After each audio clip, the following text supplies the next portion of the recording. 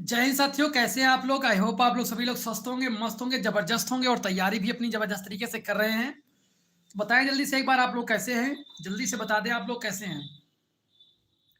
जल्दी से आप लोग बताएंगे आप लोग कैसे हैं।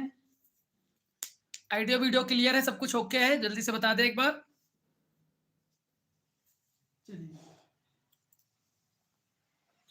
तो जल्दी से आप लोग बताएं आइडियो वीडियो क्लियर है, सब कुछ ओके है। फिर आज का जो सेशन है हमारा स्टार्ट करते हैं बहुत ही शानदार तरीके से।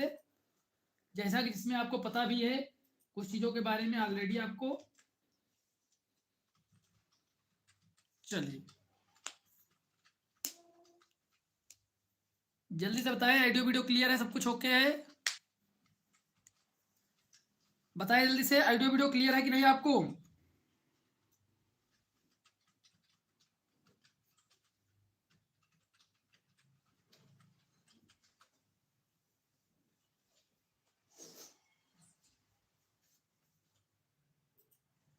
जल्दी से बताओ।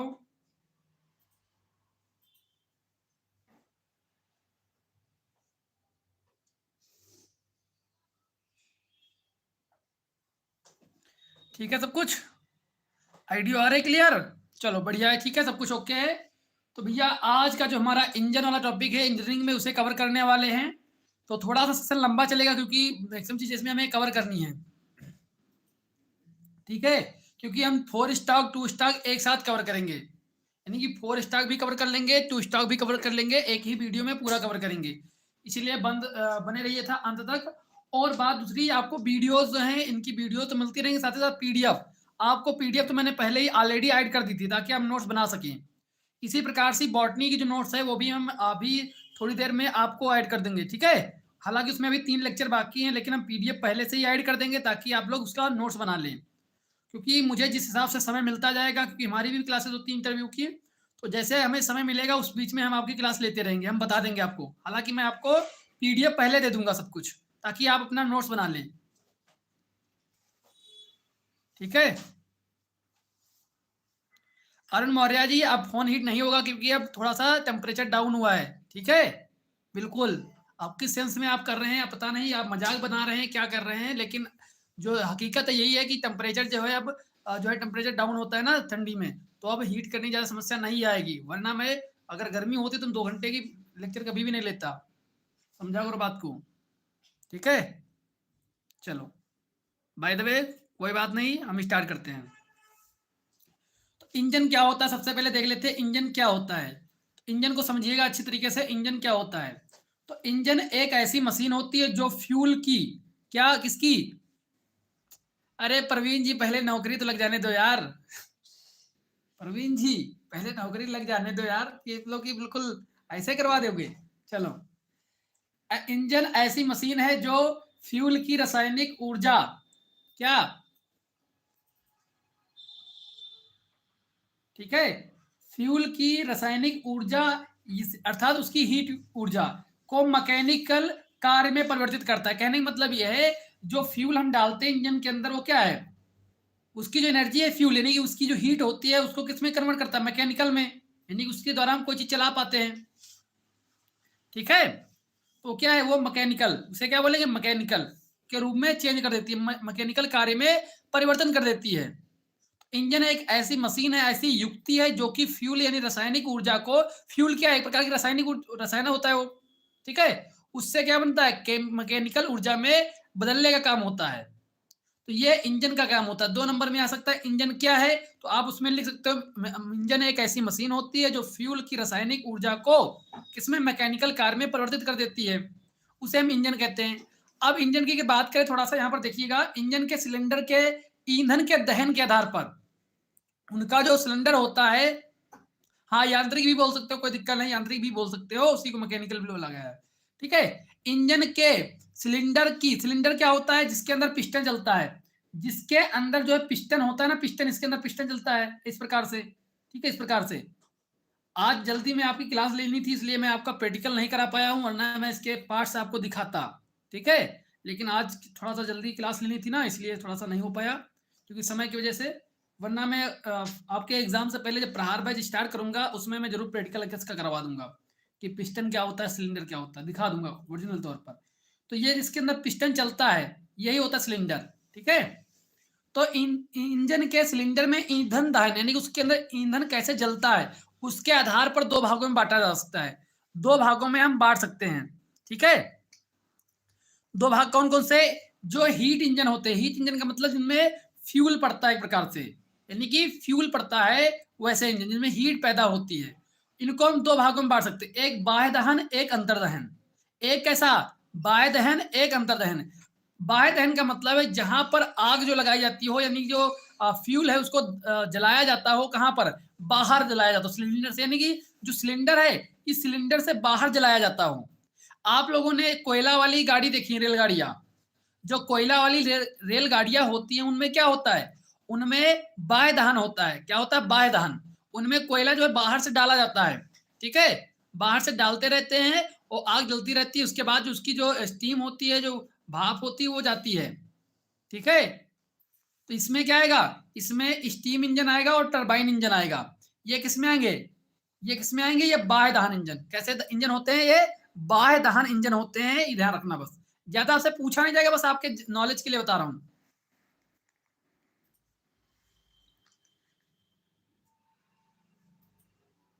ठीक है, अंतर्दहन की बात करें, अंतर्दहन का मतलब ये होता है जब इंजन का जो सिलेंडर होता है, अगर इंजन के सिलेंडर के अंदर यहीं पर अगर क्या क्या हो रहा है, इसी के अंदर दहन हो रहा है। ठीक है, उसे अंतर्दहन बोलते हैं।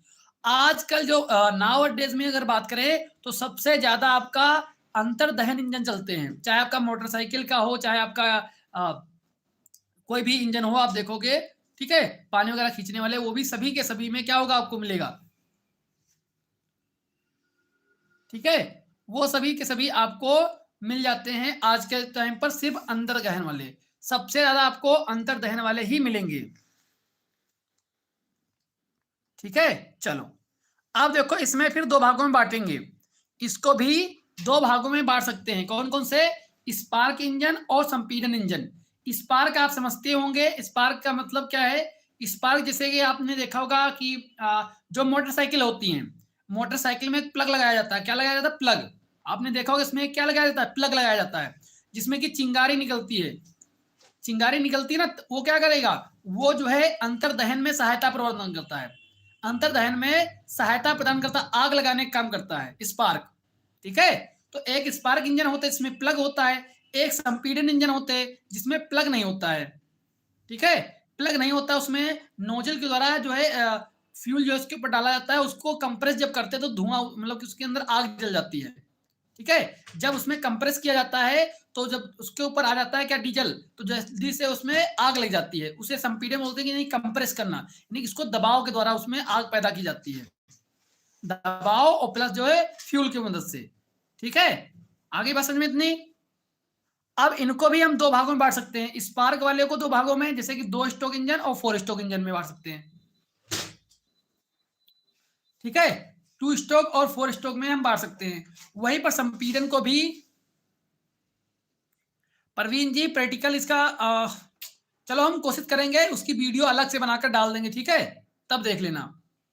ठीक है, चलो संपीड़न इंजन की बात करेंगे तो टू स्ट्रोक और फोर स्ट्रोक आता है। इसमें भी टू स्ट्रोक और फोर स्ट्रोक। अब टू स्ट्रोक क्या है, फोर स्ट्रोक क्या है, ये हम आगे बात करेंगे, क्योंकि यही हमें पढ़ना है। अंततोगत्ता आपसे क्वेश्चन नहीं आएगा कि दो स्ट्रोक जो इंजन होते हैं उनकी क्रियाविधि बताओ, या फिर फोर स्ट्रोक इंजन क्या होते हैं उनकी क्रियाविधि बताओ। क्वेश्चन आपसे यहीं से आएगा। बस ये तो आपको बस ऐसे नॉलेज के लिए था। ठीक है, चलो अब आगे चलते हैं इसके। अब इसमें क्या होता है, कुछ शब्द आते हैं, कुछ शब्द शब्दावली आती है, कुछ टर्म आते हैं, कुछ टर्मिनोलॉजी आती हैं। इन टर्मिनोलॉजी को भी आपको समझना है। इन टर्मिनोलॉजी को भी आपको समझना है। कैसे समझना है, क्या क्या समझना है, यहां पर ध्यान से देखिएगा।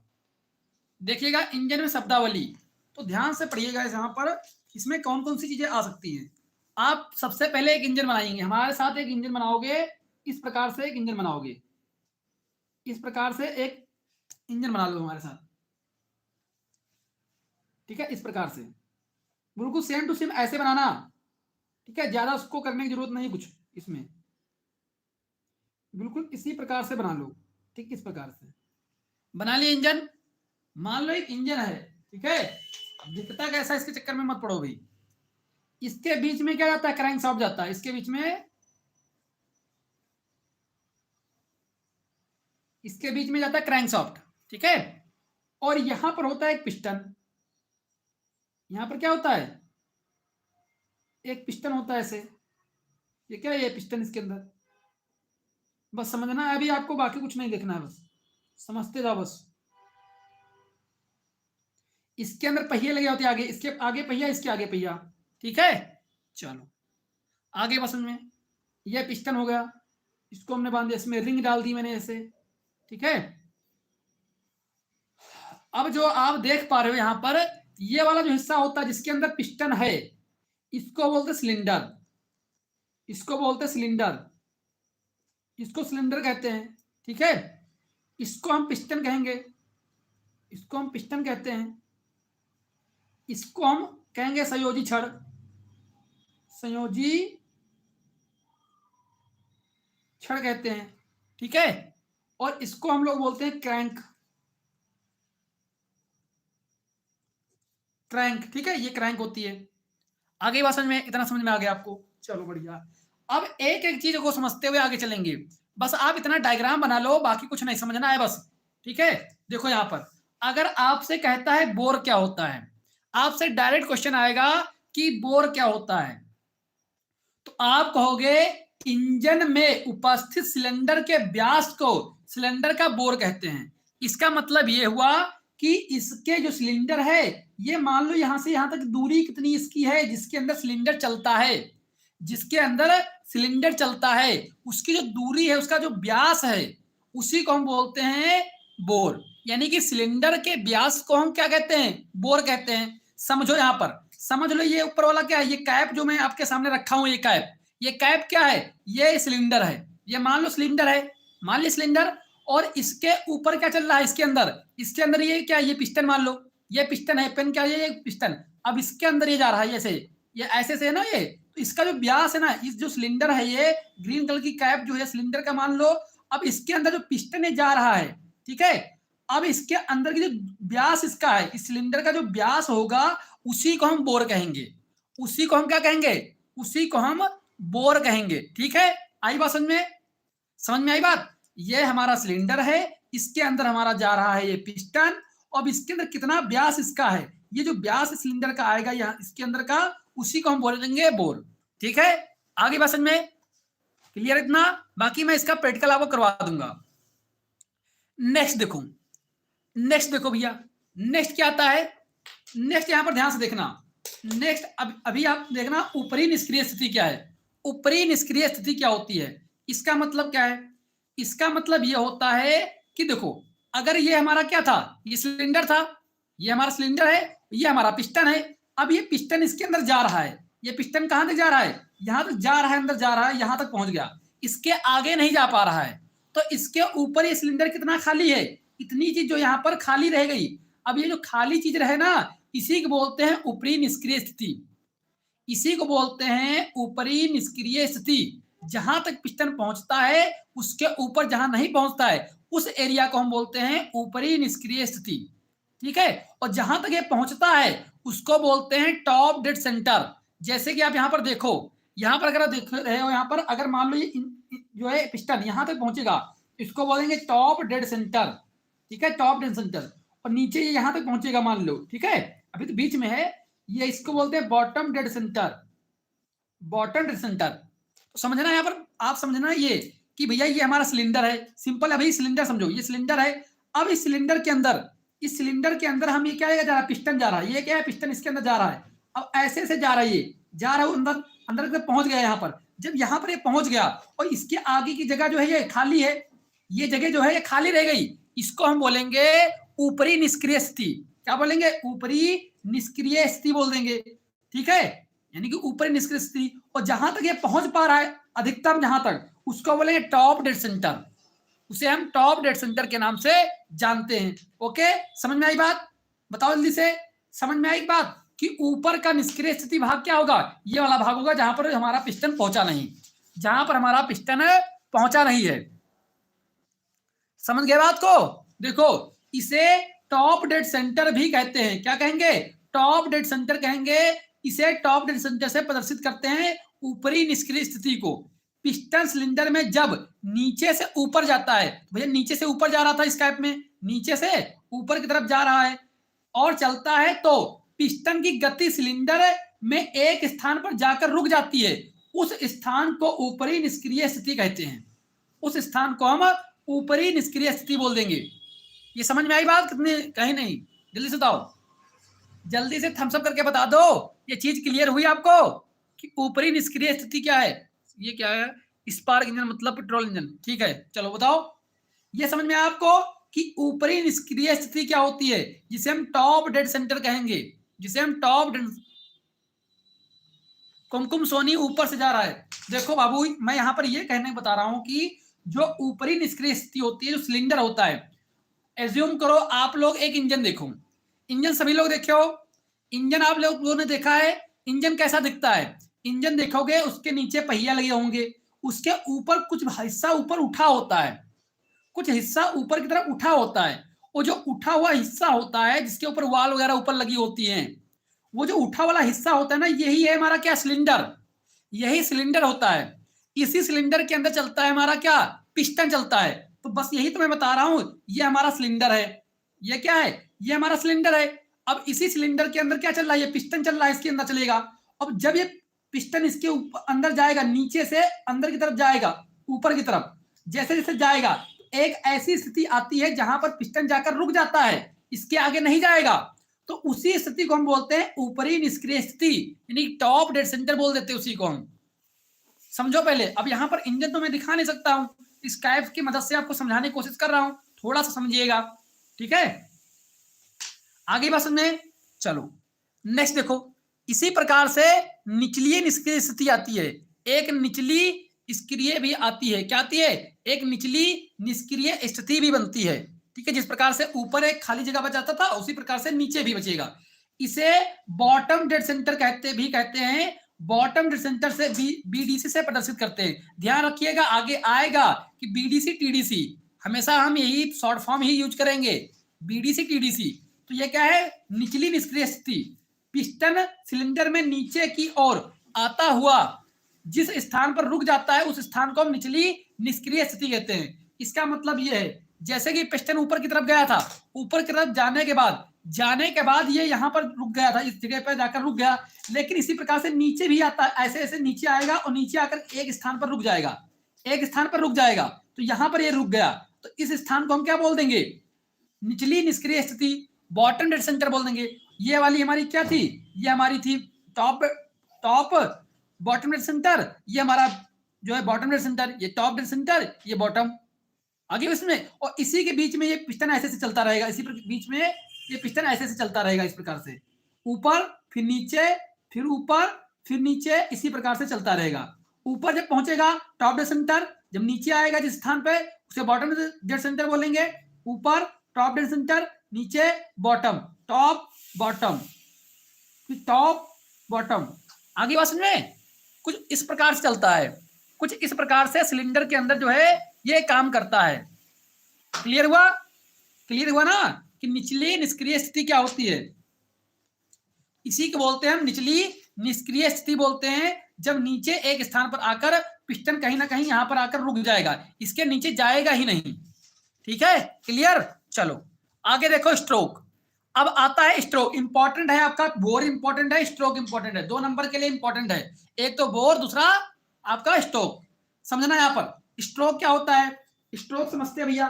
तो पिस्टन सिलेंडर में नीचे से ऊपर की ओर जाने में तथा ऊपर से नीचे की ओर आने में सिलेंडर के अंदर जितनी दूरी तय करता है, उसे स्ट्रोक कहते हैं। बहुत सिंपल भैया, आपको क्लियर हो गया था कि जहां तक ऊपर जाता है इस स्थान को बोलते हैं टॉप, जहां तक नीचे आता है इसे बॉटम बोलते हैं। अब इतनी दूरी कितनी तय किया है? अब बात ये हो गई भैया स्ट्रोक के लिए क्या, कि यहां से यहां तक की दूरी जो है ना, ये दूरी इस बिंदु से इस बिंदु वाली, इस बिंदु की दूरी को हम बोल देंगे स्ट्रोक। इस बिंदु को हम बोलेंगे स्ट्रोक। यहां से कितनी दूरी तय किया है, पिस्टन जो है कितनी दूरी तय किया है, ये है हमारा क्या हो जाएगा? ये हो जाएगा हमारा स्ट्रोक।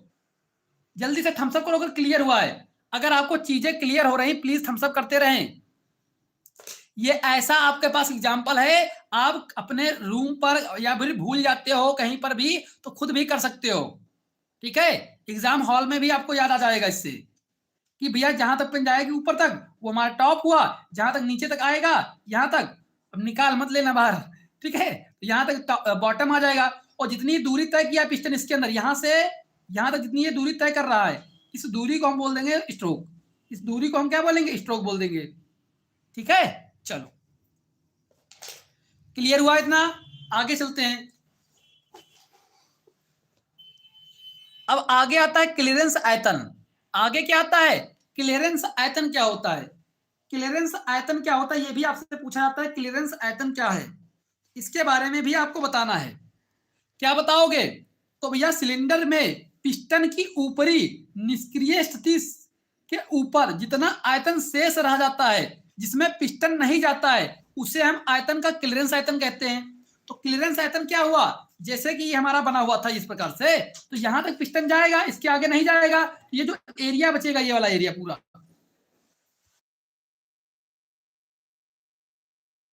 इस एरिया को हम क्या बोल देंगे? इस एरिया के जो आयतन होगा, इस एरिया का आयतन, इस एरिया के आयतन को हम बोलेंगे क्लियरेंस आयतन। क्या बोलेंगे?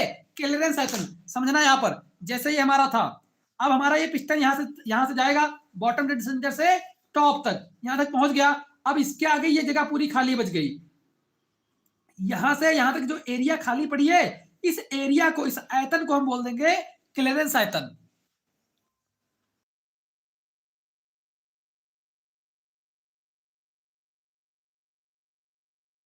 ओके, तो यहां से यहां तक जो आयतन निकलेगा, उस आयतन को हम बोलेंगे क्लियरेंस आयतन। क्या बोलेंगे? क्लियरेंस आयतन कहेंगे। क्लियर है? क्लियर है ना? जल्दी से बोलो, थम्स अप करते जाओ भाई। थम्स अप आपके रुकने नहीं चाहिए। अगर चीजें आपको समझ में आ रही बहुत बेसिक तरीके से, तो थम्स अप करते रहना। अगर ये चीजें समझ जाओगे ना, तो आगे 2 स्ट्रोक 4 स्ट्रोक और आसान हो जाएगा, बहुत आसान हो जाएगा। आगे आगे चलकर 2 स्ट्रोक 4 स्ट्रोक आपके लिए बहुत ही ज्यादा इजी हो जाएगा। चलो आगे देखो, आगे भैया क्या होता है? अब यहां पर क्या कहा जा रहा है? कहा जा रहा है भैया विस्थापन आयतन क्या होता है? क्या विस्थापन आयतन? तो एक स्ट्रोक में पिस्टन सिलेंडर के अंदर जितना आयतन विस्थापित करता है, उस आयतन को पिस्टन का विस्थापन कहते हैं। वही बात है यार स्ट्रोक वाली। जितना स्ट्रोक में, स्ट्रोक कहा किसे कहा गया था कि टॉप डेड सेंटर से बॉटम, सॉरी बॉटम से टॉप तक जितना पिस्टन रन करता है, चलता है, अब वो कितना आयतन तय कर रहा है। ठीक है, वो कितना विस्थापित कर रहा है, वो कितना आयतन तय कर रहा है, उस आयतन को हम पिस्टन का विस्थापन बोल देते हैं। उसे हम विस्थापन बोल देते हैं। उसका सूत्र ये होता है, सूत्र आपसे बहुत ही रेयर पूछा जाएगा, बल्कि आपको डिफिनीशन याद रखना है। बस डिफिनीशन आपको याद रखना है। कहने का मतलब यही है कि ये बॉटम डेड सेंटर जो था, इस बॉटम डेड सेंटर से जब टॉप तक यहां तक पहुंचेगा, अब ये पिस्टन कितनी दूर, कितना जो है आयतन कवर कर रहा है, आयतन की बात की है यहाँ पर। तो आयतन जितना कवर कर रहा है, इस आयतन को हम बोलेंगे पिस्टन का विस्थापन। ठीक है, चलो आगे देखो, सिलेंडर का कुल आयतन कितना होता है? सिलेंडर का कुल आयतन, तो भैया सिलेंडर का कुल आयतन तो आपको पता ही है। सिलेंडर जो है उसका कुल आयतन क्या होगा? जितना भैया ऊपर का जगह बची थी, इस ऊपर वाले जगह के आयतन यानी क्लियरेंस आयतन, और प्लस जो जितना पिस्टन का विस्थापन हुआ है। जब पिस्टन का विस्थापन और प्लस पिस्टन का विस्थापन प्लस क्लियरेंस आयतन जोड़ देंगे, तो सिलेंडर का कुल विस्थापन आ जाएगा। ठीक है, तो पिस्टन के द्वारा विस्थापित आयतन प्लस क्लियरेंस आयतन के योग को सिलेंडर का आयतन कह देते हैं। इन दोनों के जोड़ को। कहने का मतलब यही है भैया, देखो सबसे पहले तो क्या था, बॉटम से टॉप गए, टॉप पहुंच गए, टॉप पहुंचने के बाद यहां से इतना जो आयतन निकलेगा यहाँ का, वो क्लियरेंस आयतन हुआ। ठीक है, उसके बाद भैया जो टॉप डेड सेंटर था, उससे जैसे हम नीचे आएंगे यहाँ पर बॉटम तक, अब यहां से यहां तक जो दूरी निकलेगी, इसका जो आयतन निकलेगा, इसका आयतन इस बिंदु से इस बिंदु का, इसे पिस्टन का विस्थापन कहते हैं। इन दोनों को जब जोड़ देंगे तो कुल सिलेंडर का आयतन आ जाएगा, कुल सिलेंडर का आयतन निकल आएगा। चलो नेक्स्ट देखो, नेक्स्ट क्या है? दबाव अनुपात क्या होता है? दबाव अनुपात क्या आता है? दबाव अनुपात को समझना है, दबाव अनुपात को समझते चलना है। इसे कंप्रेस्ड अनुपात भी कहते हैं। सिलेंडर के कुल आयतन और क्लियरेंस आयतन के अनुपात को दबाव आयतन कहा जाता है। दबाव आयतन कहा जाता है। किसे कहा जाता है? सिलेंडर का कुल कितना आयतन है और प्लस क्लियरेंस आयतन कितना है, कहने का मतलब ये है कि भैया ये यहाँ से यहाँ के ऊपर वाला सब कुछ क्या था, क्लियरेंस आयतन था, क्लियरेंस आयतन था। और यहाँ पे और क्या था, ये सिलेंडर के यानी टॉप बॉटम डिस्टेंस से इस पूरे यहाँ तक की दूरी को इसे बोला गया था क्या, सिलेंडर आयतन। अब इन दोनों के जो अनुपात होगा उसी को हम बोलेंगे दबाव अनुपात, इसी को हम बोल देंगे दबाव अनुपात। ये भी पॉइंट याद रखना। इसका फार्मूला ये है, आप याद करना चाहो तो याद कर लेना, बाकी आपसे बहुत रेयर है क्वेश्चन यहाँ से नहीं पूछे जाते हैं, कभी भी नहीं पूछे गए हैं, ठीक है। लेकिन अब इसको हम छोड़ नहीं सकते, फार्मूला भी साथ में लिखा देते हैं आप लोगों को। अब इंपॉर्टेंट आपके पास आ गया है इंजन का आकार। तो कम से कम आपको 3 पॉइंट जरूर याद रखने इसमें। एक तो बोर, कम से कम बोर और स्ट्रोक, स्ट्रोक क्लियरेंस आयतन,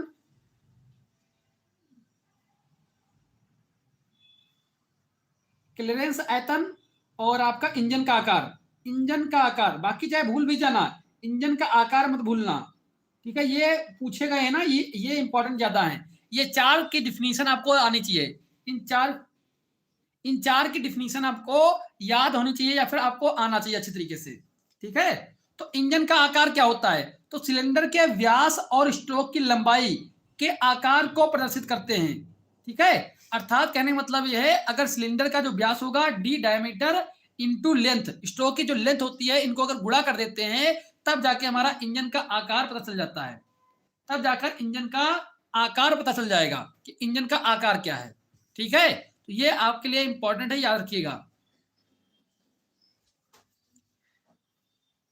ठीक है। क्लियर हुई बात। इंजन का आकार आपसे पूछा जा सकता है, इंजन का आकार याद रखिएगा, ये पूछा गया है इंजन का आकार, वहां पर कंफ्यूजन हो जाती है इंजन का आकार क्या है, इसलिए बता रहा हूं इंजन का आकार जरूर याद रखिएगा, ठीक है।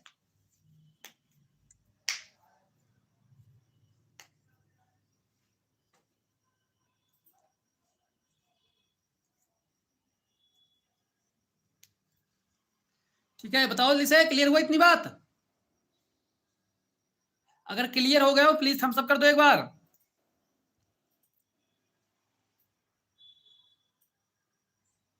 बोलो।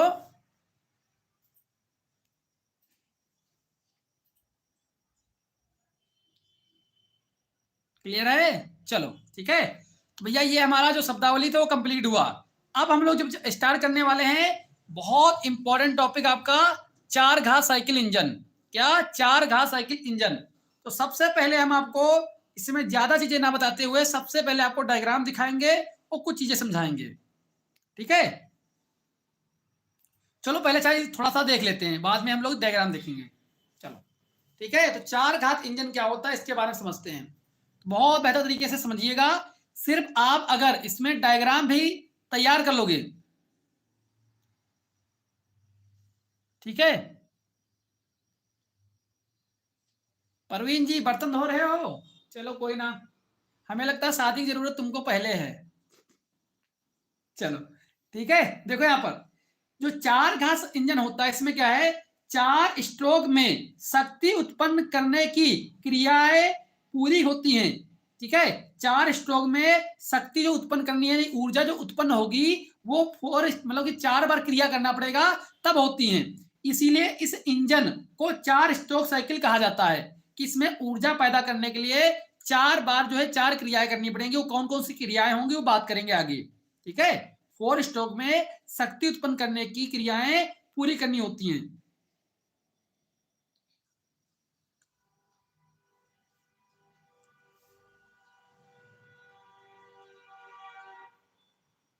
ठीक है। चलो अब देखो इसमें कौन कौन सी हैं। सबसे पहले इनटेक, सबसे पहले क्या होगा, इनटेक होगा इंजन के अंदर, यानी इंजन के अंदर फ्यूल आएगा।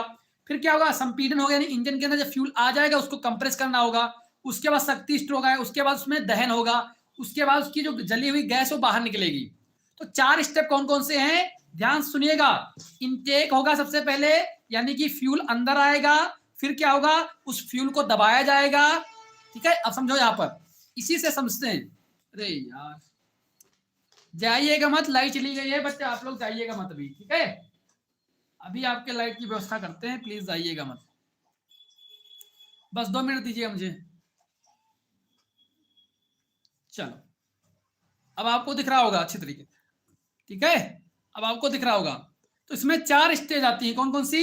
इनटेक, जिसे चूसड़ स्ट्रोक कहते हैं। दूसरा आता है संपीड़न, यानी कि जो तेल अंदर आ गया सिलेंडर के अंदर उसको दबाना, ठीक है। फिर शक्ति उत्पन्न, उसमें जलन, उसमें दहन कराना, उसमें शक्ति पैदा करना, ठीक है। उसके बाद निकास, यानी उसकी जली हुई गैसों को बाहर निकालना। ये 4 स्टेप होते हैं, ठीक है। ये 4 स्टेप कंप्लीट होते हैं 4 घात इंजन में, और ये अलग अलग में होते हैं सभी, ये सभी के सभी अलग अलग होते हैं, ठीक है। चलो, अब आप डायग्राम देखिएगा और समझिएगा। सिर्फ आप अगर डायग्राम समझ लोगे तो सारी चीजें आप बना बना के लिख पाओगे, अगर डायग्राम आपको अच्छे से समझ में आ गए। अगर डायग्राम आपने अच्छे से नहीं समझे तो ये आपकी दिक्कत होगी। तो मैं थोड़ा सा इसको जूम आउट कर देता हूं,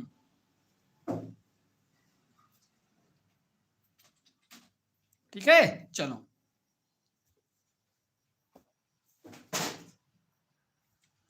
चलो यहां पर ध्यान से देखिएगा, ध्यान से देखिएगा आराम से। यहां पर सबसे पहले आपको क्या दिख रहा है? सबसे पहले आपको दिख रहा होगा यहां पर कि इनटेक स्ट्रोक है, दूसरा संपीड़न स्ट्रोक है, ठीक है। तीसरा क्या है यहां पर नीचे? पावर स्ट्रोक है। फिर एग्जॉस्ट यानी निकास वाला। ये 4 आपके स्टेप होते हैं। अब इनमें कैसे कैसे समझना है आपको, समझना है यहाँ पर। तो मैं 2 स्ट्रोक यहाँ पर पूरा दिखाता हूँ आपको, अच्छी तरीके से पूरा दिख रहा होगा आपको। ध्यान से देखिए आराम से, एक बार से देख लीजिए, समझ लीजिए, उसके बाद हम स्टार्ट करते हैं। एक बार आप लोग अच्छे से देख लो, समझ लो क्या क्या चीजें आपको समझ में आ रही हैं, ठीक है। जल्दी से एक बार देख लो, प्यार से देखो, मगर प्यार से, ठीक है। समझ लो, उसके बाद मैं बताता हूं आपको। जब आप लोग इसको जी भर के देख ले, समझ ले थोड़ा थोड़ा, तब जाके आप मुझे बताएं कि भैया अब स्टार्ट किया जाए।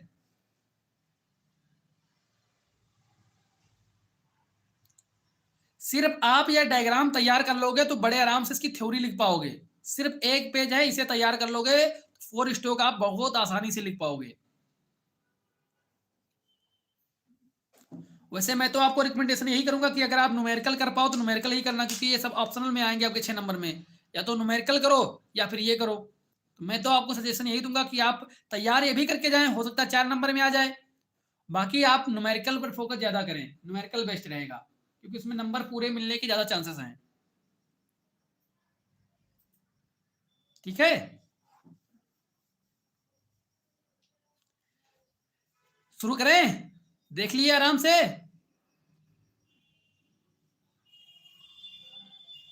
बहुत बढ़िया। मैंने उसमें इतना देखा जितना देखा जा सकता था। आखिर इन 2 आंखों से कितना देखा जा सकता था? पूरा करो सेंटेंस आयुष जी, ठीक है। चलो, देख लिए 2 आंखों से, जी भर गया। चलो, अब देखो, सबसे पहला जो स्ट्रोक होता है उसमें क्या दिख रहा है आपको? यहां पर देखना ध्यान से, इसकी स्ट्रक्चर पहले देखना ध्यान से। ये जो ग्रीन कलर की आपको दिख रही है, ग्रीन कलर की, ये हमारी इनटेक वाल्व है, जिसके थ्रू जो है फ्यूल जो है, तेल जो है, ठीक है, डीजल जो है वो अंदर आएगा, अंदर आएगा। जो ये ब्लैक कलर की दिख रही है आपको, ये एग्जॉस्ट वाल है, यानी कि इसके तरीके इसके खुलने से जो इसके अंदर जली हुई गैस होगी वो बाहर निकलेगी एग्जॉस्ट वाल से। जैसे कि आपके यहाँ रोशनदान होते ना, ठीक है, वहां पर एग्जॉस्ट फैन लगाए जाते हैं। तो ये क्या है? एग्जॉस्ट। और ये क्या है जो रेड कलर से दिख रहा है? ये स्पार्क है, ये स्पार्क है, ठीक है, ये स्पार्क है। अब स्पार्क क्या है?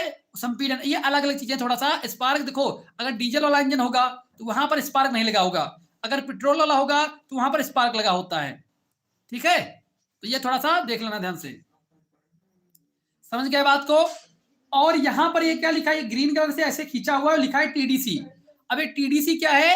टॉप डेड सेंटर, यानी कि पिस्टन जो है इस रेड वाला जो यहां पर चिन्ह लगा है इसके ऊपर नहीं जा सकता है, इसके ऊपर नहीं जाएगा, क्योंकि वो उसका अंतिम स्टेज है, यानी कि ऊपरी निष्क्रिय स्थिति पॉइंट पे आ चुका है वो, टॉप डेड सेंटर। इसी प्रकार से यहां पर आप ध्यान से देखिए, इसमें इसमें आप देखेंगे ध्यान से कि यहां पर पिस्टन यहां पर आ चुका है सबसे नीचे। अब इस स्थिति को हम क्या बोलेंगे? इस स्थिति को हम बोलेंगे बॉटम डेड सेंटर, यानी निचली निष्क्रिय स्थिति, बॉटम डेड सेंटर। यानी कि पिस्टन अब इससे नीचे नहीं जाएगा, यहां पर पिस्टन इससे ऊपर नहीं जाएगा। तो ये बेसिक चीजें आपको कंप्लीट हो रही होंगी, ये आपका क्या है, ये पिस्टन है, ये क्या है, संयोजित छड़ है जो यहाँ पर लिखा नहीं है, अब लिख भी सकते हैं। ये क्या है, क्रैंकशाफ्ट है। ये क्या है, ये क्रैंकशाफ्ट है, जो कि इस प्रकार से नाच रही है, ठीक है, क्लॉकवाइज जो है घूम रही है, क्लॉकवाइज। कैसे, जिस तरीके से घड़ी घूमती है क्लॉकवाइज, दक्षिणावर्त। समझ में आई बात, इतनी चीज क्लियर हुई, क्लियर हो गई ना आपको, क्लियर हो गई ना। चलो थम्स अप कर दो, ये चीजें क्लियर है तो मैं आगे समझाना स्टार्ट करूं उसकी क्रिया विधि, ठीक है। आपको ये चीजें क्लियर हो गई कि पिस्टन क्या है, क्रैंक क्या है, स्पार्क क्या है, वाल्व क्या होती है, टॉप डेड सेंटर क्या है, बॉटम डेड सेंटर क्या है। इसके आगे मैं इसकी क्रिया विधि समझाना स्टार्ट करूं, ये आप समझ लेना, क्योंकि आगे हर एक में मैंने बनाया नहीं है, लिखने वाला काम हर एक उसमें नहीं किया है, यहां पर लिख दिया ओनली, बस एक बार। प्लीज आप लोग जल्दी से बताओ, आगे का स्टार्ट करें, क्रिया विधि समझाएं आपको कैसे काम करता है। अरे भैया बर्तन धो रहे हो, अच्छी बात है, धोना भी चाहिए, कब सीखोगे, शादी हो जाएगी उसके बाद। चलो बताओ, शुरुआत करें। चलो अब देखना यहां पर ध्यान से देखना कि यहां पर जब पिस्टन जो पहला स्ट्रोक होता है, यानी इंटेक स्ट्रोक होता है, क्या बोलते हैं, इंटेक स्ट्रोक बोलते हैं इसे।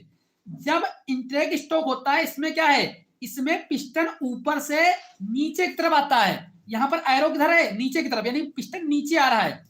जब पिस्टन ऊपर से नीचे आता है तो इंटेक वाल्व खुल जाती है, इंटेक वाल्व खुल जाती है, और खुलने के साथ साथ उसपे अंदर जो उसका जो सिलेंडर होता है उसके अंदर फ्यूल आ जाता है, फ्यूल और हवा दोनों अंदर एंट्री कर जाते हैं। जब इंटेक स्टॉक होता है तो जो इंटेक वाल्व होती है वो खुल जाती है, उसके थ्रू इसके अंदर क्या आ जाता है, इसके अंदर हवा आ जाती है और डीजल आ जाता है, ये दोनों चीजें उसके अंदर आ जाती हैं, आ गई, ठीक है, आ जाती हैं, क्लियर हुआ। वही चीजें यहां पर लिखी गई हैं कि भैया इंटेक स्टॉक में इंटेक वाल्व खुल जाती है और एग्जॉस्ट वाल्व बंद रहती है, जो कि आपको यहां पर बंद दिख रही होगी, एग्जॉस्ट वाल्व बंद है। दूसरा क्या है, टॉप डेड सेंटर से बॉटम डेड सेंटर की तरफ पिस्टन चलता है, यानी कि जो हमारा पिस्टन है ये ऊपर से लेकर नीचे की तरफ आता है, यानी कि टॉप डेड सेंटर से बॉटम डेड सेंटर की तरफ आता है। बस इतना ही आपको लिखना है, और इतना अगर आप तैयार कर लोगे, इसको शब्दों में जो है बड़ा सेंटेंस बना के लिख सकते हो, ठीक है। बस आपको मेन पॉइंट याद रखना है, बाकी सेंटेंस बनाकर आप लिख सकते हो। समझ में आ गई बात। चलो वंस मोर, अच्छा वन मोर, चलो बता देते फिर से एक बार।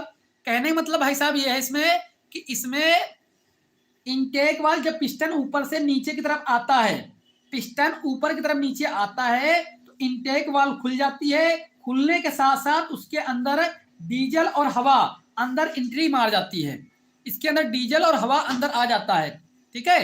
डीजल और हवा अंदर इसके आ जाता है जब जब ये क्या होगा, डीजल इंजन होगा। कैसा इंजन, अगर डीजल इंजन होगा, सॉरी जो पेट्रोल इंजन होगा, ठीक है, जो पेट्रोल इंजन होगा उसके साथ आ जाती है। तो बाकी आप कंफ्यूजन मत रखना है पेट्रोल डीजल के बाद चक्कर में, तुम सीधा इतना याद रखना कि जो हमारी ये खुल जाती है इंटेक वाल्व और इसके अंदर जो है फ्यूल और हवा आ जाती है, ठीक है, फ्यूल और हवा आ जाती है, ओके। और इसके साथ जो एग्जॉस्ट वाल्व होती है, निकास वाल्व, वो बंद रहती है, और पिस्टन टॉप डेड सेंटर से बॉटम डेड सेंटर की तरफ आता है। तो वही चीजें यहां पर लिखी गई हैं, ठीक है। चलो अब इसके बाद आता है संपीड़न, इसके बाद कौन सा आता है, संपीड़न स्ट्रोक आता है। कौन सा स्ट्रोक, संपीड़न स्ट्रोक। अब इसमें क्या होता है, इसमें जो है दोनों वाल, जो इंटेक वाल थी ग्रीन कलर वाली, जो एग्जॉस्ट वाल थी ब्लैक कलर वाली, ये दोनों बंद रहती हैं, ये दोनों बंद रहती हैं। और इसके अंदर क्या होगा, पिस्टन जो है टॉप बॉटम सेंटर नीचे से ऊपर की तरफ जाएगा, नीचे से ऊपर की तरफ जब जाएगा तो इसके अंदर आया हुआ जो फ्यूल होता है, जो हवा होती है, ऑक्सीजन होती है, वो क्या होगी, वो दबेगी, वो क्या होगी, कंप्रेस होगी, कंप्रेस होगी। और ऊपर से जो लगा हुआ स्पार्क होगा, क्या होगा, जो स्पार्क होता है वो जो है इसमें स्पार्किंग कर देगा। जब स्पार्किंग करेगा इसके कारण ये जो इसके अंदर फ्यूल है वो जलने लगेगा, वो फ्यूल क्या होगा, वो जलेगा एकदम से, जब जलेगा, ठीक है, इसमें क्या होगा, इसमें जलेगा। हालांकि इसमें जलता नहीं, मैं आपको बता रहा हूँ कि इस जलता तो आपका पावर स्ट्रोक में है, लेकिन आप उसको कंप्रेस कर लेता है पूरा ऊपर तक की तरफ, यहां तक कंप्रेस करके पहुंचा देता है, एकदम से कंप्रेस करना स्टार्ट कर देता है, यानी कि दबाना स्टार्ट करता है यहां पर। ठीक है, तो संपीड़न स्ट्रोक में क्या याद रखना है कि इंटेक वाल्व और एग्जॉस्ट वाल्व दोनों के दोनों बंद रहते हैं, और बॉटम से टॉप की तरफ जो है क्या चलता है, पिस्टन चलना स्टार्ट कर देता है, पिस्टन चलना स्टार्ट कर देगा। ठीक है, क्लियर हुआ इतना? जल्दी से बताओ, इतना क्लियर है? संपीड़न स्ट्रोक क्लियर हुआ, कंप्रेस स्ट्रोक क्लियर हुआ जल्दी से, कि इसमें पिस्टन नीचे से ऊपर की तरफ चलता है और जो आया हुआ गैस है या फ्यूल जो है उसको दबाता है।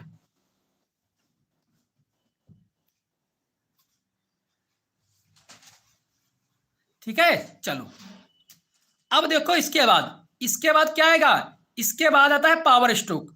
अब ये पावर स्ट्रोक क्या है, अब इस स्थिति में क्या होगा, इस स्थिति में जो इसके अंदर लगा हुआ स्पार्क है ये क्या करेगा, ये स्पार्किंग करेगा, ये क्या करेगा, ये स्पार्किंग करेगा, इसके अंदर क्या लगा देगा, इसके अंदर आग लगा देता है। क्या लगा देगा, इसके अंदर आग लगा देता है।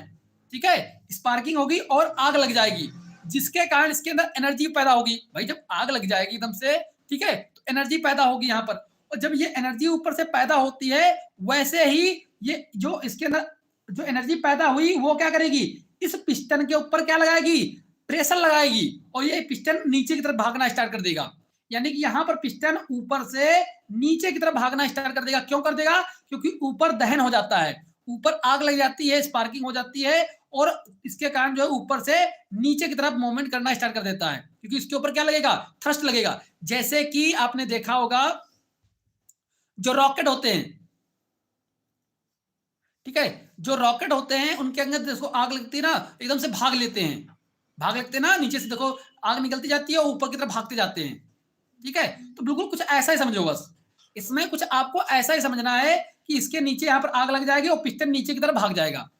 पिस्टन तुरंत से नीचे, यानी कि टॉप डेड सेंटर से बॉटम डेड सेंटर की तरफ भागता हुआ नीचे आ जाएगा, आ जाएगा। तो यही हमें याद रखना है कि इनटेक वाल्व और एग्जॉस्ट वाल्व, यानी निकासी वाल्व और इनटेक वाल्व दोनों बंद रहते हैं, जैसा कि आपको यहाँ पर दिख रहा है, दोनों के दोनों बंद हैं, बंद है। और जो है टॉप डेड सेंटर से बॉटम डेड सेंटर की तरफ पिस्टन आता है, पिस्टन जो है ऊपर से नीचे की तरफ आता है। ठीक है, क्लियर हुआ इतना? इसके बाद क्या होगा, जब ये नीचे आ जाता है, नीचे आने के बाद फिर क्रैंकशाफ्ट क्या करेगा, एग्जॉस्ट वाल्व में क्या करेगा, नीचे से फिर पिस्टन ऊपर की तरफ जाएगा, पिस्टन जो है नीचे से ऊपर की तरफ जाएगा।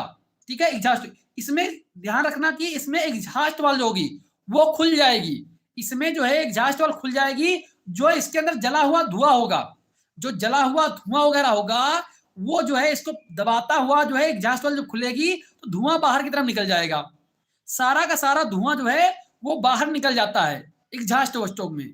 ठीक है, इसमें ध्यान रखना कि इनटेक वाल्व बंद रहेगी, एग्जॉस्ट वाल्व खुलेगी, और जो पिस्टन है वो नीचे से ऊपर की तरफ जाएगा एग्जॉस्ट वाल्व में, तभी जाकर जो इसमें के अंदर जो जली हुई गैस होती है, एयर होती है, वो बाहर की तरफ निकल जाती है, वो बाहर की तरफ निकल जाएगी।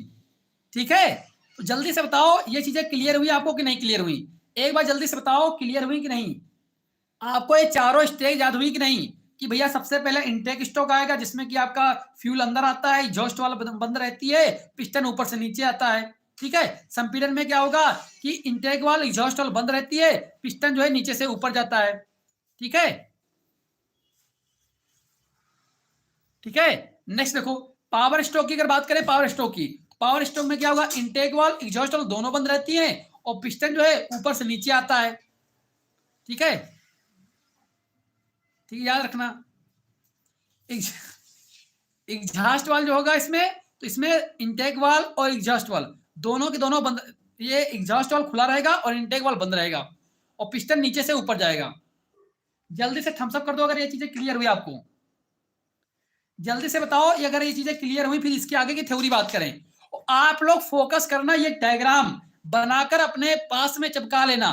ठीक है, अपने पास का मतलब जहां पर आप पढ़ते हो, जहां पर आप पढ़ते हो या जहां पर आप बर्तन धोते हो, जहां पर आप खाना बनाते हो, उस जगह पर जो है इसको चिपका सकते हो, उस जगह पर आप चिपका सकते हो ताकि आपको याद रहें चीजें, और बस इतना याद रखोगे आप इसकी थ्योरी बना के लिख पाओगे। ये पॉइंट जो लिखे ना ये इंपॉर्टेंट पॉइंट है, इन्हीं पॉइंटों को आपको थ्योरी में लिखना है बस, ठीक है। बताओ समझ जाओगे ना। चलो सिर्फ अभी एक ही बच्चे ने थम्स अप किया, और बच्चों करो जल्दी से, थोड़ा बहुत अगर क्लियर हुआ आपको जल्दी से बताओ, बताओ समझ में आई बात। चलो इसके आगे चले।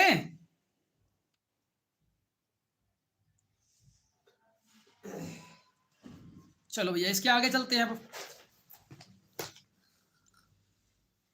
इसके आगे वही चीज लिखी हुई जो मैंने आपको बताया है, जो चीजें मैंने आपको बताई है ना, सेम टू सेम वही पूरी थ्योरी यहां पर लिखी है, जो मैंने आपको समझाया है वही थ्योरी यहां पर लिखी है, वही चीज आप यहां पर पढ़ सकते हो, ठीक है। इसे कोई समझाने की आवश्यकता है नहीं, जितना मैंने आपको समझाया पहले सेम टू सेम वही चीजें यहां पर लिखी हुई हैं, वही सेम टू सेम चीजें यहां पर लिखी हुई हैं, ठीक है, बस थ्योरी फॉर्म में, ठीक है। तो हम अब चलते हैं सीधा सीधा अपने किस पे, इसके अंदर जो इंपॉर्टेंट है यहां पर इसका इंपॉर्टेंट पॉइंट यह है कि पावर का एक चक्र पूरा होने पर क्रैंक शाफ्ट 2 चक्कर पूर्ण करती है। कितने चक्कर? 2 चक्कर पूर्ण करती है, अर्थात 720 डिग्री घूम जाती है। जब शक्ति पैदा होती है तो एक पूरा चक्र पावर का वो कितने अंश पर होता है? 720 डिग्री जब क्रैंक पूरी घूम चुकी होती है उसके बाद उत्पन्न होता है, मतलब कि इतने में कंप्लीट करता है, 2 चक्कर लग जाते हैं। तो कभी कभी 720 भी लिख सकता है, ठीक है, कि 4 स्ट्रोक में जो है पावर उत्पन्न होने के लिए क्रैंक कितना डिग्री घूम जाता है, तो 720 डिग्री घूम जाता है। ओके ठीक है, तो ये पॉइंट आपको अलग से था इसलिए इसको याद रखना बस। अब चलते हैं टू स्ट्रोक पर, किस पे? टू स्ट्रोक पर। अब टू स्ट्रोक क्या होता है इसको समझते हैं बहुत आसानी से।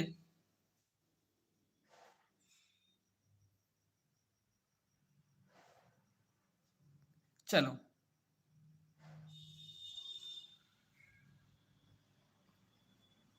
आई बात क्लियर? समझ में आई बात? नहीं बताओ जल्दी से।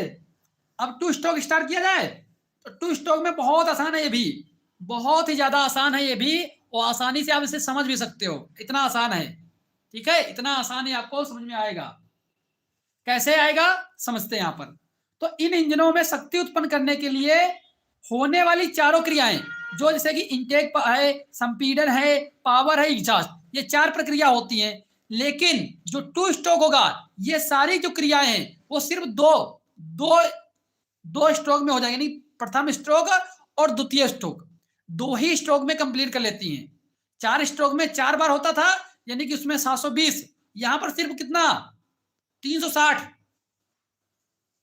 ठीक है, इतने पर ही हो जाएगा। यही सारी क्रियाएं कब हो जाएंगी? बहुत कम, यानी 2 ही स्ट्रोक में हो जाएंगी। अब आपने देखा होगा एक यमहा गाड़ी, यमहा देखो ना, यमहा वाली बात करें ना तो यमहा की आवाज और स्पीड बहुत तेज थी, स्पीड वगैरह जो है बहुत ज्यादा रहती थी। क्यों रहती थी बताओगे? यमहा गाड़ी अगर आपने देखा होगा, नाम तो सुना ही होगा यमहा का, तो वो पहले आई थी टू स्ट्रोक पर। किस पे आई थी? टू स्ट्रोक साइकिल पर, जिससे कि उसमें जो है एनर्जी, यानी भैया देखो एक जो है 720 क्रैंक घूम रहा है तब पावर मिल रहा है, एक 360 पर ही पावर पैदा कर रहा है, तो भैया ये फास्ट चलेगा ना क्योंकि इसको ज्यादा मिल रहा है। लेकिन ड्रॉबैक इसका ये था कि इसमें जो है आधे से ज्यादा फ्यूल बर्बाद हो जाता है, इसमें कुछ फ्यूल जो है धुएं के रूप में अच्छा खासा फ्यूल जो है बाहर निकल जाता है, यानी तेल जो है बर्बादी हो जाती है, इसमें तेल की बर्बादी हो जाती है। लेकिन स्पीड इसकी बहुत जबरदस्त, सबसे तेज फास्टेस्ट चलता था, लेकिन फ्यूल जो है इसमें ज्यादा बर्बाद हो जाता था, लेकिन स्पीड इसकी टू स्ट्रोक की ज्यादा रहती थी। ये महा गाड़ी आप लोगों ने देखा होगा, ठीक है। चलो अब देखो यहां पर ध्यान से देखना, यहां पर क्या लिखा है? पिस्टन के 2 स्ट्रोक में पूरी हो जाती हैं, ये चारों क्रियाएं पिस्टन के मात्र 2 स्ट्रोक में पूरी हो जाती हैं, इसीलिए इस प्रकार के इंजनों को टू स्ट्रोक साइकिल कहा जाता है, टू स्ट्रोक साइकिल कहा जाता है। जिस प्रकार से डायग्राम बना हुआ है आप ध्यान से देखिए, बस डायग्राम को आप एक बार ध्यान से देख लें ताकि चीजें आपको थोड़ा सा क्लियर हो जाए। जल्दी से एक बार डायग्राम को देखो और समझो कहने का मतलब क्या है। एक है ये पहला स्ट्रोक, ये है दूसरा स्ट्रोक, ये पहला स्ट्रोक है, ये दूसरा स्ट्रोक, ठीक है, दो ही स्ट्रोक में आपका इनटेक भी होगा, संपीड़न भी होगा, पावर भी होगा और एग्जॉस्ट भी होगा। यानी कहने का मतलब यह है कि भैया इनटेक और संपीड़न एक में हो जाएगा और पावर और एग्जॉस्ट एक में हो जाएगा। ठीक है, कम हो जाएंगे ऐसे। बताओ जल्दी से, बताओ क्या होगा। समझ लो, इसका डायग्राम देख लो एक बार प्यार से, वो कुछ समझ में आपको आ जाए तो बहुत अच्छी बात है। डायग्राम देखकर अगर चीजें आपको समझ में आ जाए तो बहुत अच्छी बात है। जब आप देख लेना, समझ लेना एक एक चीज, तब बताना मुझे।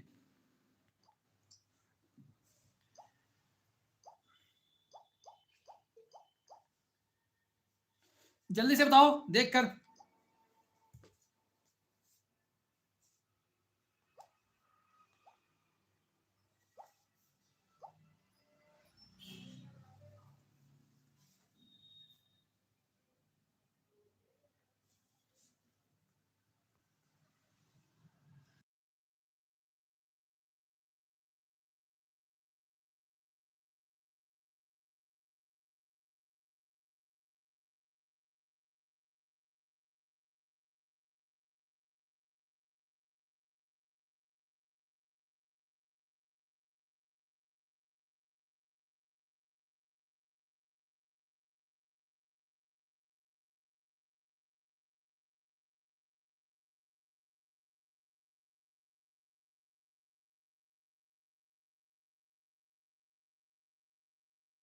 समझ में आ गया?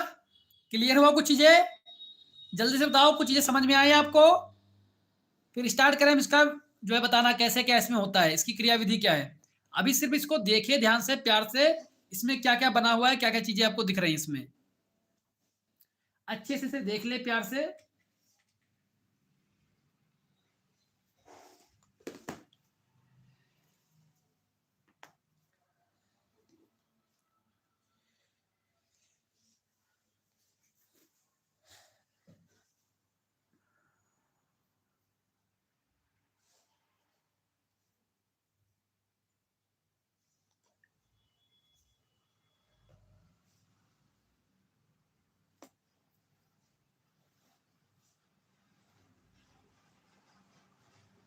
चलिए बहुत बढ़िया, समझ में आ गया आपको।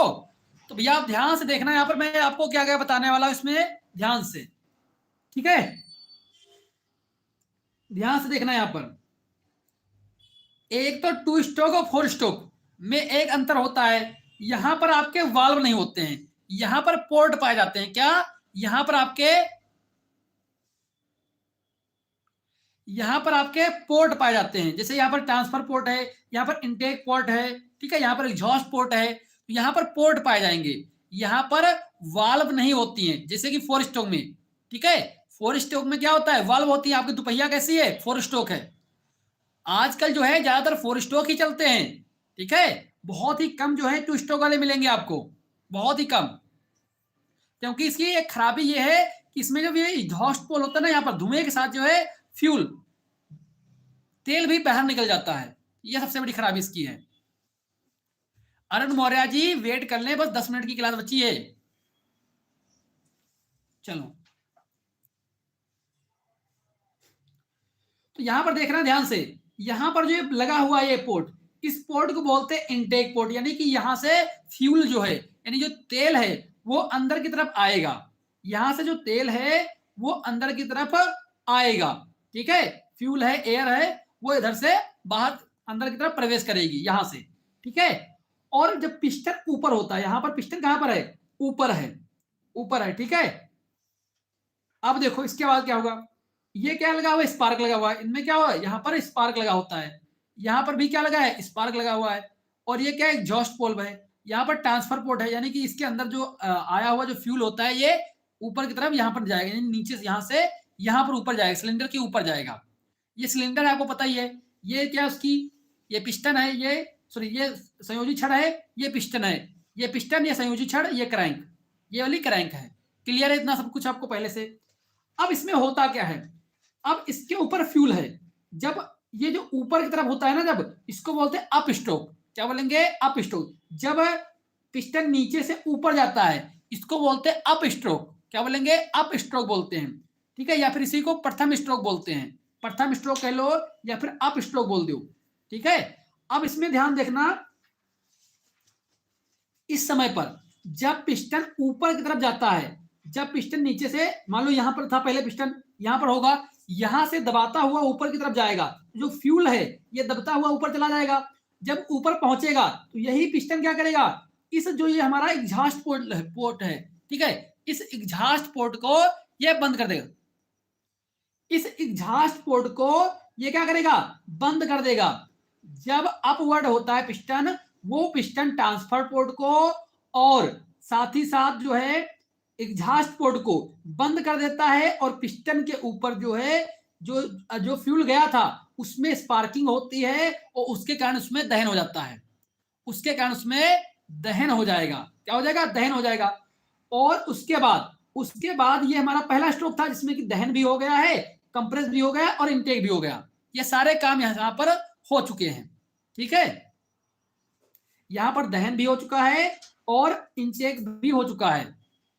अब यहां पर देखो ध्यान से, इसमें क्या हो रहा है, इसमें जब ऊपर दहन हो चुका था यहां पर, तो यहां पर थ्रस्ट होगा, यानी कि यहां पर ऊर्जा पैदा होगी। यही ऊर्जा क्या करेगी, इस पिस्टन को नीचे की तरफ भेजेगी। इस पिस्टन को नीचे की तरफ जब भेजेगी, जब पिस्टन नीचे आएगा, तो जैसे पिस्टन नीचे आएगा, इस बिंदु से जैसे पिस्टन नीचे आएगा, वैसे वैसे क्या होगा, एग्जॉस्ट पोल खुल जाएगा। और जैसे ये खुलेगा तो इधर से क्या होगा, इधर से ट्रांसफर पोर्ट भी खुल जाएगा। अब ये दोनों जब खुलेंगे तो इसके अंदर जो धुआं होगा, जली हुई जो गैसें होंगी, वो इससे एग्जॉस्ट पोर्ट से बाहर निकल जाती हैं, एग्जॉस्ट पोर्ट से बाहर निकल जाएंगी। क्योंकि देख रहे हो पिस्टन की बनावट कैसी है, पिस्टन की बनावट भी इसी प्रकार से, ताकि इधर जो है गैसें निकल जाएं, ठीक है। और जो नीचे, जब इसे ये नीचे आएगा, और नीचे जब आएगा तो इसमें क्रैंक में क्या आएगा, प्रेशर आएगा, और प्रेशर के कारण क्या होगा, इसके अंदर जो फ्यूल होगा, जो गैस होगी, वायु, ठीक है, वो क्या होगी, इस ट्रांसफर की वाल हो जाएगी यहाँ पर बंद, वाल्व यहाँ पर होगी बंद। और जैसे ये नीचे आएगा, नीचे वाले जो चीजें हैं, ये जो फ्यूल है और हवा है, ये ऊपर की तरफ जाएगा, इस पिस्टन के ऊपर, इस पिस्टन के ऊपर आ जाएंगी। तो ड्रॉबैक ये होता है, उसी समय ये भी खुला होता है, ये भी खुला होता है। तो कुछ चीजें होती हैं, जो कुछ फ्यूल जो होता है वो इसी के साथ बाहर निकल जाता है, कुछ फ्यूल जो होता है वो बाहर भी निकल जाता है। यही सबसे बड़ी इसकी खराबी है टू स्ट्रोक की। और फिर क्या होगा, फिर पिस्टन ऊपर जाएगा, इस फ्यूल को दबाएगा, फिर गैस बने, उसमें दहन होगा, ऊर्जा पैदा होगी, और फिर जो है इस प्रकार से क्रिया चलती रहेगी। तो ऐसे ऐसे क्रिया पूरी चलती रहती है। इसी प्रकार से दोनों क्रियाएं यहां पर चलती रहेगी, ठीक है। ये तो हुई इसकी क्रिया विधि। अब इसके साथ साथ चीजें आपको ध्यान रखना है क्या, जैसे कि अगर ध्यान दो यहां पर, तो इसमें क्या है, इसमें आप क्या लिखोगे कि इसमें भैया इनटेक पोर्ट खुला रहता है। जब प्रथम स्ट्रोक होता है उस समय इनटेक पोर्ट खुला रहता है, जो आपको खुला दिख रहा है यहाँ पर देखो, ये क्या है, ये खुला दिख रहा है आपको। पिस्टन जो होता है नीचे से ऊपर जाता है, आपको दिख रहा है। दहन होता है, दहन यहाँ पर हो गया है, ठीक है, दहन हो जाता है। एग्जॉस्ट पोर्ट जो होता है बंद होता है, यहाँ पर एग्जॉस्ट पोर्ट क्या है, बंद होता है, और ट्रांसफर पोर्ट भी बंद होता है। यहां पर देखोगे, यहां पर जब पिस्टन जो द्वितीय स्ट्रोक होता है, इसमें इनटेक पोर्ट क्या होगा, बंद हो जाएगा, यानी कि फ्यूल नहीं आएगा अंदर, और एग्जॉस्ट पोर्ट खुल जाएगा ताकि जली हुई गैसें बाहर निकल जाए। पिस्टन जो है ऊपर से नीचे आ रहा है, टीडी से बीडीसी आ रहा है, और फ्यूल जो होता है वो ट्रांसफर पोर्ट से होते हुए सिलेंडर के ऊपर आ जाता है। वही चीजें यहाँ पर लिखी हुई है, आपको मात्र यही पॉइंट याद रखने हैं। अगर ये आप ये पॉइंट याद रखोगे तो आपका काम हो जाएगा, ठीक है। आप ये पॉइंट जरूर याद रखिएगा, इन्हीं पॉइंटों से पूरी थ्योरी आप बना सकते हो, इन्हीं पॉइंटों से आप पूरी थ्योरी बना सकते हो। स्मार्ट नोट्स इसी को कहते हैं, ताकि आपको कम समय में चीजें रिकॉल हो जाएं, याद कर पाओ कम समय में, ठीक है। इससे क्या होगा, आप कम समय में चीजों को याद कर पाओगे, ठीक है। क्लियर, क्लियर है ना सभी को, बताओ।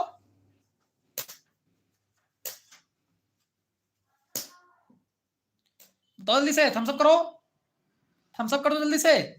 क्लियर हुआ इतना, इतना बताओ, क्लियर हुआ ना। ये प्रथम स्ट्रोक है, द्वितीय स्ट्रोक है। आपको यही दो डायग्राम बनाने हैं, बिल्कुल सेम टू सेम बना के आना, सेम टू सेम बनाकर आना, कोई दिक्कत नहीं है, ठीक है। आपकी किताब में 3 डायग्राम दिए गए हैं, उसको कोई जरूरत नहीं है, आप 2 डायग्राम बनाकर आइएगा, ठीक है। ये 2 स्ट्रोक है, इन दोनों स्ट्रोकों को आपको अच्छी तरीके से कवर करना है। चलो नेक्स्ट चलते भैया। तो वही चीजें यहां पर थ्योरी दी गई है, जो मैंने आपको समझाया वही थ्योरी यहां पर लिखी गई है, जो या जितना मैंने आपको समझाया जो है वही सब चीजें। पिस्टन ऊपर से नीचे आता है, नीचे से ऊपर, वही सब चीजें इसमें दिया गया है, ठीक है। ये सभी आपको मिल ही जाएगा पीडीएफ इसका, इसको तैयार कर लेना आप लोग।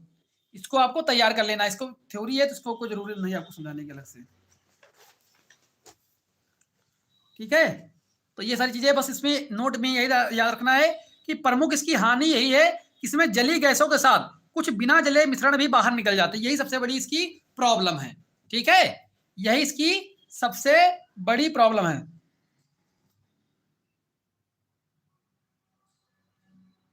ठीक है।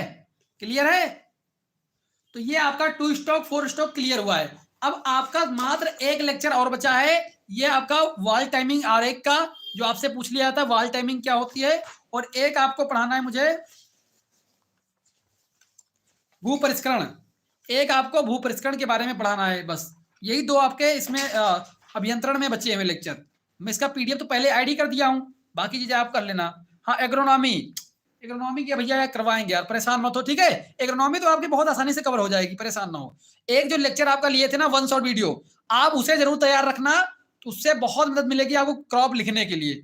आप उतना तैयार रखो, बाकी आप परेशान ना हो, ठीक है। बाकी आप परेशान ना हो, क्योंकि इंटरव्यू की वजह से थोड़ा सा आपका डिले हो रहा है, ठीक है। बाकी मैं इसको करूंगा, उसको कवर करा दूंगा, परेशान ना हो, ठीक है। आपके फरवरी से पहले पहले कवर हो जाएगा सब, एग्रोनॉमी आपके फरवरी से पहले कवर हो जाएगा बिल्कुल। एग्रोनॉमी की आप टेंशन बिल्कुल ना लें, ठीक है। लेकिन बस आप इतना तैयार जरूर रखना, याद रखिएगा कि जितना मैं 1 शॉट कराया हूं आपको, 1 शॉट जरूर क्लियर रखिएगा, 1 शॉट आप क्लियर रखिएगा प्लीज, ठीक है। जिसमें कि आपका वर्टिकल नेम, वैरायटी, कुछ ये सारी चीजें मैं करवा रखा हूँ ऑलरेडी, ये कवर रखिएगा। बाकी मैं आप करवा दूंगा, क्योंकि इंटरव्यू मुझे शायद दिसंबर में, लास्ट दिसंबर में या फर्स्ट वीक जनवरी में होगा, ठीक है। इसीलिए थोड़ा सा उसके लिए तैयारी करना है, और 9 तारीख को जाना भी है पटना, डॉक्यूमेंट वेरिफिकेशन है, तो इसीलिए थोड़ा सा आप लोगों का ये दिक्कत आ रही है। बाकी आप परेशान ना हो, क्योंकि उसके बाद तो फ्री हो जाएंगे यार, जनवरी में फ्री हो जाएंगे, ठीक है। तो आप लोग का फिर कवर करेंगे आराम से प्रहार बैच, बिल्कुल परेशान ना होना है, टेंशन मत लेना बस, कि ऐसा ना लगे कि यार, क्योंकि आप लोग जब आपका जो छूटा है उसे पढ़ोगे नहीं, और जो मैंने करवाया नहीं उसके लिए मार परेशान कर दोगे ये समस्या होती तुम लोगों के साथ। जो मैं आपको कंटेंट दे चुका हूं उसे तैयार नहीं करोगे अभी, और बाद में कहोगे सर जी एग्रोनॉमी आप नहीं करा रहे हो। एग्रोनॉमी के बता रहा हूँ, टेंशन छोड़ दो, मात्र उसमें 5-6 लेक्चर होने हैं, और बहुत आसानी से आपका कवर हो जाएगा, ठीक है। हाँ, स्कीम आ गई, मुझे भी पता है भैया, आप बिल्कुल परेशान ना हो इकोनॉमी को लेकर। अगर आपको विश्वास है तो बिल्कुल आप परेशान ना हो, ठीक है। इकोनॉमिक बिल्कुल टेंशन ना करो, हम इकोनॉमी आपकी कवर करा देंगे। हालांकि अगर आपकी इकोनॉमी हम कराते तो हमें भी फायदा है, क्योंकि इस समय क्योंकि एग्रीकल्चर से इंटरव्यू देना है, हो सकता है वहीं से क्वेश्चन पूछ दे, ठीक है। लेकिन बात यह है कि नोट्स बनाने की समस्या है इसमें, क्योंकि बाकी भी प्रशासनिक मुद्दे भी तैयार करने हैं, तो इंटरव्यू में कहीं से भी पूछा जा सकता है, हो सकता है आप ही लोगों वाला पूछ लिया जाए, ठीक है।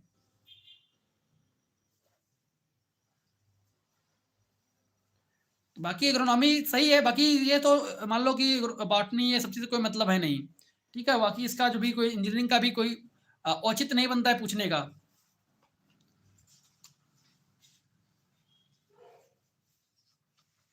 हाँ, लगातार पेपर है, परेशान ना हो, जितना मैं आपको करवाया हूँ इतना तैयार कर लो पहले, इतना तैयार कर लो, जनवरी से फ्री हो जाऊंगा आपके लिए बिल्कुल, जनवरी से आपके लिए ही तैयार हूँ बिल्कुल। तब तक लेकिन कुछ न कुछ तो आप तैयार कर लो, जितना तब तक दे दिए हैं इतना आप तैयार रखो, उसके बाद मैं आप लोग कराऊंगा, परेशान ना हो आप लोग, ठीक है। ये आप चीजें आपकी हो जाएंगी, आप लोग बिल्कुल परेशान ना हो। आपकी जितनी चीजें हो गई हैं इतनी आप तैयार रखें, बाकी जो भी सब्जेक्ट बचेंगे, हालांकि बॉटनी तो आपकी मैं कवर ही करा दूंगा, ठीक है, और इंजीनियरिंग भी कवर करा दूंगा आपकी,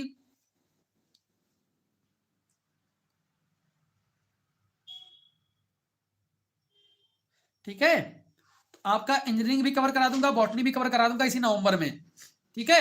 बाकी की चीजें जो बचेंगी वो थोड़ा सा आपकी जनवरी में कवर कराएंगे, क्योंकि थोड़ा सा समझ रहे हो ना बात को, बस यही वजह है, यही वजह है इसीलिए, ठीक है। बाकी आप लोग बिल्कुल परेशान ना हो, मोस्ट प्रोबेबली हम 5 जनवरी से बिल्कुल फ्री हो जाएंगे, ठीक है। तो उसके बाद आपका बिल्कुल प्रहार बैच आएगा और आराम से 50-60 दिन मिल जाएंगे, आपका कवर हो जाएगा। Okay, thank you so much सभी का, love you all, take care, bye bye.